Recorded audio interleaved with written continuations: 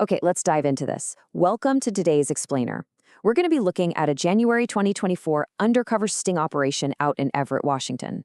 Now, at first glance, I know, this operation feels like it's straight out of some gritty Hollywood detective thriller. But as we start unpacking the details, you're going to see that this case actually has massive, real-world implications for every single one of us. It literally starts with a simple piece of chewing gum, but it ends with a major, high-stakes debate about your constitutional rights. This quote right here from Detective Susan Logathetti, it perfectly sets the scene. She and two other detectives pulled off what they completely seriously called the gum ruse. Picture this. They dressed up in promotional t-shirts and posed as a marketing team for a chewing gum company. They walked right up to the front door of 68-year-old Mitchell Gaff. Gaff answers the door in his pajamas, actually welcomes them inside, and unwittingly participates in this totally fake flavor test. When he was done chewing, a detective just hands him a small ramekin to spit the gum out. And just like that, the trap was sprung. They had his saliva. They had his DNA. Section 1. Solving cold case brutality. Because, let's be real, police don't just go around handing out fake gum to random citizens on a Tuesday, right? This bizarre, yet honestly brilliant sting operation was the culmination of a decades-long hunt for a brutal predator. Let's walk through Mitchell Gaff's horrifying criminal timeline for a second. In 1979, he violently assaulted Jacqueline O'Brien, and for that, he received 5 years probation. While he was literally on that probation, in 1980, he murdered 21-year-old mother Susan Vesey. Then, in 1984, he murdered 42-year-old Judy Weaver, and shortly after that, raped 2 teenage sisters. He did end up serving 11 and a half years for the rapes, but those brutal, unsolved murders of Susan Vesey and Judy Weaver, they haunted this police department for 40 years. So, how did they finally connect the dots after all that time? Well, the breakthrough came down to some seriously rapid advancements in forensic science. Forensic scientist Mary Knowlton used a modern software program called STR-Mix. Basically, this software is a game changer. It isolates specific DNA profiles from highly contaminated or really degraded samples.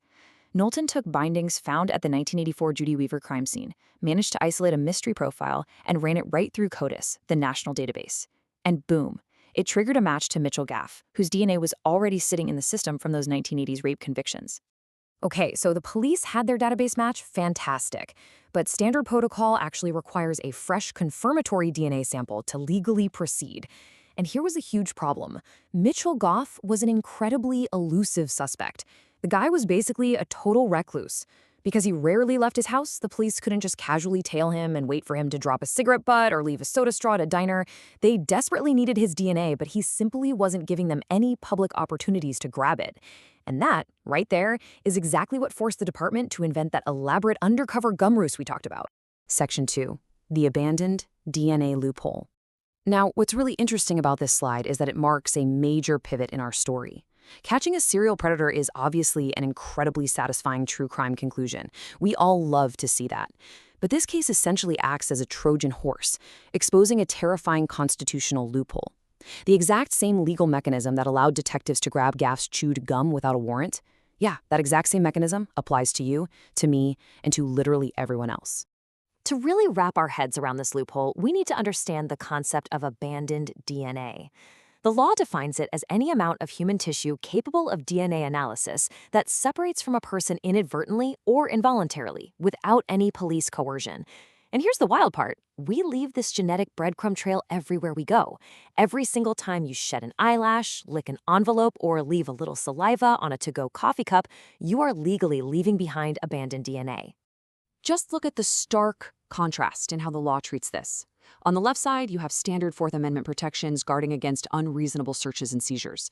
If the police want to forcibly draw your blood or physically swab the inside of your cheek, they generally have to go to a judge and get a proper warrant. But look at the right side. Abandoned evidence.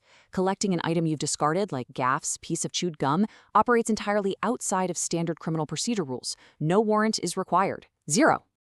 Section 3, is your DNA just trash? Which brings us to this massive legal and philosophical question. How could the courts possibly allow police to collect our entire genetic blueprints without any judicial oversight or warrants? And this brilliantly illustrates the legal justification for it, which relies on a pretty surprising analogy from a 1988 Supreme Court case called California v. Greenwood. In that case, the court ruled that police do not need a warrant to search plastic garbage bags left out on the curb. Why? Because you've knowingly exposed them to the public, to scavengers, animals, and the garbage collector. And right now, believe it or not, courts treat your shed DNA exactly the same as those plastic garbage bags. The core logic is perfectly summed up in this legal quote. Where there is no objectively reasonable expectation of privacy, a Fourth Amendment search does not exist. The big issue here is that current Fourth Amendment analysis focuses entirely on the physical boundaries of the discarded item itself. So if you throw a coffee cup into a public trash can, you've abandoned the cup. The law completely ignores the fact that there is a vast amount of highly personal biological information locked inside that invisible layer of tissue you left on the rim. Section 4, reclaiming our genetic privacy. Because of this glaring legal blind spot, legal scholars are really starting to sound the alarm. They are pushing back hard against this whole trash analogy and fighting for new constitutional protections. They're basically arguing that the law desperately needs to catch up with science before population-wide, completely unregulated DNA data banking becomes our everyday reality. The absolute core of their argument is a concept called genetic exceptionalism. It's the idea that DNA is just a totally unique category. It shouldn't be compared to discarded trash, and honestly, it shouldn't even be compared to fingerprints. Think about it. A fingerprint only proves your identity and links to a criminal record. DNA, on the other hand, provides a complete, wide-open window into your entire biological self. So the absolutely crucial point here is understanding the stakes. Look at what one single tiny abandoned cell could potentially reveal to the government, again, without a warrant. It can expose deeply personal medical and health facts. It maps out your heredity and all your familial connections. It can show a propensity for certain diseases or mental illnesses, and even reveal race-based genetic variations.